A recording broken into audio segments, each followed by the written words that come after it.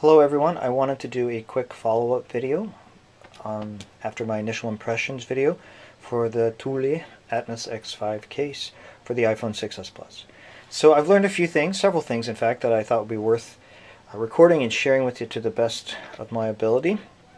So I've got the phone obviously out of the case and it's separated in two pieces.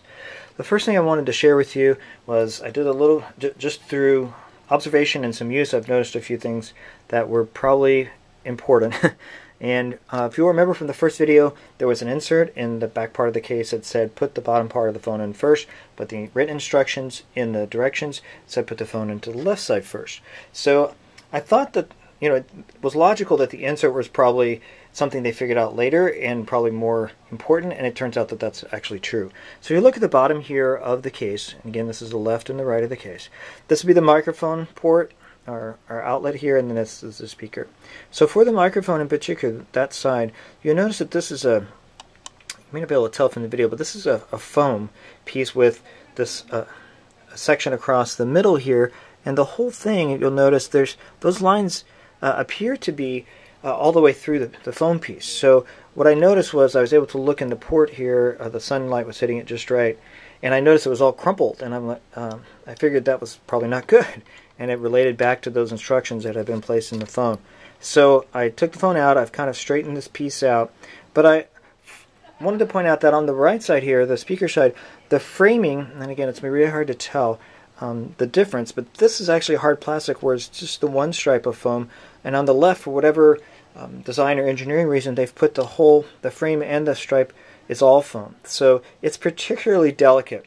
Now, for me, in a $90 case, I want something that's pretty sturdy, not just the case, but in terms of use, putting the phone in and out maybe a few times occasionally. It shouldn't be so fragile, in my opinion, that if you accidentally put the phone in, whatever way, it's going to mess up the waterproofing. And in this particular case, this would be the area that I'd worry about the most. Now, looking at the iPhone itself, there's just the one little hole here. I'm not sure how fragile it is in terms of waterproofness, but if I had to point out, if I had to guess where the weakest point of this case is, I'd say right now that it's along this bottom edge. Not just these two membranes here, but also I've noticed, it's got the split bracket here, and it seals up nicely on the phone, helps it waterproof. You've got some good plugs here, which is probably giving you some good water resistance on the two openings in the bottom. But whatever they used, whatever material they used to make this hinge piece that goes across the bar that's in there, I'm going to guess that this is where the case is most likely to end up having some issues, either breaking or bending, because this, obviously to charge a phone and put headphones in, you're going to be opening and closing these quite a bit and then laying them flat when they're connected. So I just guessing that that's going to be the most fragile area. Another thing I wanted to point out here was there's a pretty profound difference in sound quality. The phone turns on and off, by the way, taking it in and out of the case. There's almost no way to prevent that I've seen. There we go. So that's going to be a little bit of wear and tear on the case. The other thing I've noticed as the phone's booting up here is that I'm concerned about the impact of putting the phone in and out of the case on this the mute button here on the left. It doesn't stick out too far, but the process of getting the phone in the case is pretty, you have to push pretty firm, and that button's getting forced up usually in the process of putting it in the case, or forced down in the process of taking it out of the case. So just, again, probably you want to just put it in the case and leave it there to the extent possible. So I'm going to let the phone boot up and stop the video for a second. One of the things I've noticed about the case in the 4 days that I've had it is that there's a pretty profound negative impact, in my opinion, on the sound quality coming out of the iPhone. So this is the iPhone 6s Plus without the case, obviously, and I wanted to play for you just a few notes. Pretty clear, there's a little tinniness to it, probably inherent to the iPhone 6s Plus. But I wanted to play that so then whatever difference there is, hopefully you'll be able to hear it. I'm just using a very old little recorder, a video recorder, so I don't know if it'll pick up the sound difference, but there's your baseline as far as sound.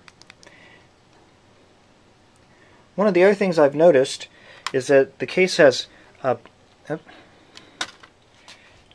A lot of reflection there. Okay, one of the other things I've noticed that I think's a challenge with this case is the difficulty with touch. So this is a cool little analysis tool. So we're going to click on touchscreen just show you how this works. Thanks for the people who created this app for making it free, and it's great. Got some great just diagnostic tools. So as you can see, as I tap on the screen here, the little blue squares turn gray, and in particular the issue that the phone is having kind of down around this home button at the bottom, no problem when the screen, excuse me, there's no problem when the case is off. So everything, you know, works just as expected. Alright, so I'm going to put the phone back in the case now, and so you can skip ahead if you don't want to see this part or if you already know how this works, but what I would recommend now based on the experiences I've had is you should follow what the case insert said here and go ahead and put the phone in gently but firmly in the bottom first. And then what I've learned is you kind of want to go along the sides here and gently push it in. Now usually it turns itself on in this process. There we go. So it does, just turned it on. And you want to be gentle but persistent in terms of getting the phone placed or seated as tightly against the back plate as possible. Obviously you're going to make fingerprints all over the place, so you'll need to probably have some sort of cleaning cloth around to wipe those fingerprints off. Alright, so I've got the phone successfully placed back inside the back part of the case. I'm going to actually turn it over now. What I've learned is that you want to start at the top of the phone, but it's best to have the top of the phone towards you. You're going to hook in the top part on the ridge that runs along the top of the phone, and then here's where it gets tricky. It's going to want to slide off, so you got to hook it in there and then kind of push it down along the sides. Alright, once you get it down, it's probably, again, this is a little bit tricky to get this to flatten out. The reason you want to move from one edge to the other is to try to get as much air out in the initial placement as you can. You're not going to get it all out, apparently. Oops. There we go. Okay, once you snap the corners, then usually the sides will come along pretty well. So there's the left side and the right side. And of course you're going to get fingerprints all over the place again. Just to restate what I already said in the first video, I do love the quality of the actual protector. Manuel Boyer, so thanks very much for the feedback. He suggested leaving this earphone port open. I'm going to leave both of them open for the moment and try to get that air to push out. So obviously start at the top and try to get as much air out of there as you can before we seal it up. So give that a little work. Must have a speck under there.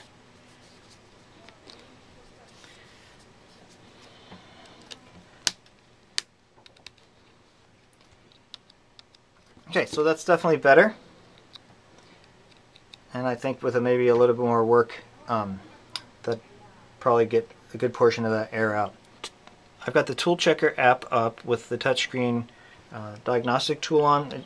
Okay, so it's feeling pretty good in terms of the responsiveness overall. What I've noticed is down here, because of this plastic ridge, I don't know that, I mean, even if you got all the air out, that you're going to still have problems down here. I can get it, but it's tough. Also, I've got a little stylus that's designed for the iPhone, and as you can see, even there, it's having some issues. So this bottom section of your touchscreen can be tricky to use. Mostly, I think, because of this plastic ridge, it's quite high, probably to help create a watertight seal here. I did have some issues, as I mentioned, setting up a Touch ID with the case on, so again, you probably want to do that with the case off. I'm using this flip cam to record this video that I have. It's a pretty trusty little flip cam. I don't know how well it's going to pick up the audio differences that I played with the case off. Now I'm going to play with the case on. I want you to listen to how tinny it is. So I don't know if you can hear that, but it sounds like the sounds but it sounds as though the sound is passing through some sort of tinny membrane, almost like a drum skin piece of saran wrap. So it definitely has an impact that I think is negative if you're at all dialed into sound and acoustics. So that's a drawback to this case for sure. And just take a look here now back to this foam piece. you can see, I think, you might be able to see, so I can get the light right. Okay, there you go. You might be able to see in there that that's wrinkled again, that little foam piece. So it's better than it was before I reseated everything, but it's still kind of a little frumpy looking. I do love this. I do appreciate the way they've worked hard to get these openings in the case watertight, but I'm very concerned about this microphone port and that little foam piece that they've used there. Okay, so the other thing I wanted to point out is in terms of a positive, and if you can see the patterning there, let's see if this is better or worse there. There we go. Okay, so you can see that it's got kind of a grip texture to it. Obviously you can't feel it, but you can see the texture they've done here. That does help a lot. It's also on the side bars that snap up. The other thing I really like is there's good action on the switches. Like they're very solid. There's no play in them. So I think that's another plus to this phone. And there you go. So that's kind of an update for you. There aren't many choices that I can see right now in terms of sturdy waterproof cases for the iPhone 6s Plus, so I'm going to keep this case probably with some reservations. I hope somebody is able to do an actual waterproof assessment, but again, caution to you as if you do purchase this case, be really gentle and careful when you first put the phone in the case. Do start at the bottom and gently work your way along the sides to place the phone in the back part, and then when you go to the top piece, you might want to flip it over, start at the top, kind of work along the sides, snap the corners if you can, and then snap the sides, and then the bottom. Okay, there you go. I hope that's helpful for those of you who are researching this. Good luck to you, and if you have any suggestions or feedback, let me know. Thanks.